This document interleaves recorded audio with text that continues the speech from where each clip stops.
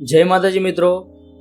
તો મિત્રો આરઆરબી એટલે કે રેલવે રિક્રુટમેન્ટ બોર્ડ દ્વારા ધોરણ 12 પાસ ઉપર મોટી ભરતીની જાહેરાત કરવામાં આવેલી છે કે જેમાં અલગ અલગ પોસ્ટમાં જાહેરાત બહાર પાડવામાં આવી છે।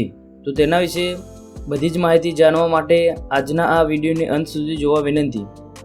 તે પહેલાં તમે આ ચેનલ પર પહેલી વાર આવ્યા હોય તો ચેનલને સબસ્ક્રાઈબ કરજો અને વિડીયો ઉપયોગી લાગે તો વિડીયોને લાઇક કરજો અને તમારા મિત્રો સાથે પણ શેર કરજો। તો ચાલો મિત્રો વિડીયોમાં આગળ વધીએ।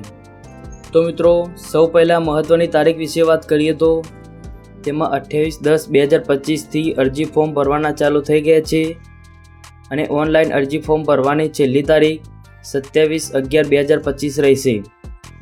અરજી ફી ઓનલાઈન જ ભરવાની રહેશે કે જેની છેલ્લી તારીખ 29/11/2025 રહેશે અને અરજી ફોર્મ ભરતા સમયે કોઈપણ પ્રકારની ભૂલ થઈ હોય તો એપ્લિકેશન એડિટ કરવાની તારીખ 30/11/2025થી 9/12/2025 સુધી તમે અરજી ફોર્મ એડિટ કરી શકો છો।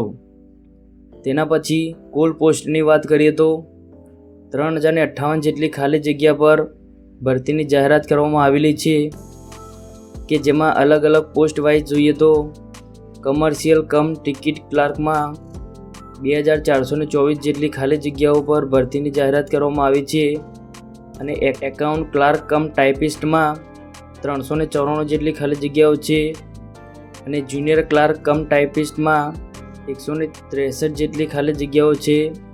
ટ્રેન્સ ક્લાર્કમાં 77 જેટલી ખાલી જગ્યાઓ પર ભરતીની જાહેરાત કરવામાં આવેલી છે। આવી રીતે ટોટલ ખાલી જગ્યાઓની વાત કરીએ તો તેમાં 3058 જેટલી ખાલી જગ્યાઓ પર ભરતીની જાહેરાત કરવામાં આવેલી છે। અને મિત્રો એજ્યુકેશન ક્વોલિફિકેશનની વાત કરીએ તો બધી પોસ્ટ માટે ધોરણ 12 પાસ કરેલ હોવું જોઈએ અને તેમાં 50%થી વધુ માર્ક મેળવેલા હોવા જોઈએ। તેના પછી એજ લિમિટની વાત કરીએ તો એજ લિમિટમાં ઓછામાં ઓછી 18 વર્ષ અને વધુમાં વધુ 30 વર્ષની ઉંમર હોવી જોઈએ।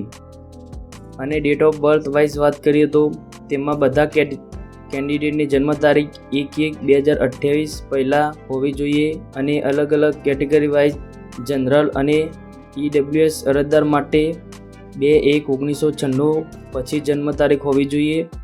OBC NCL અરજદાર માટે 2/1/1993 પછીની જન્મ તારીખ હોવી જોઈએ અને SC/ST કેટેગરીના અરજદાર માટે 2/1/1991 પછીની જન્મ તારીખ હોવી જોઈએ।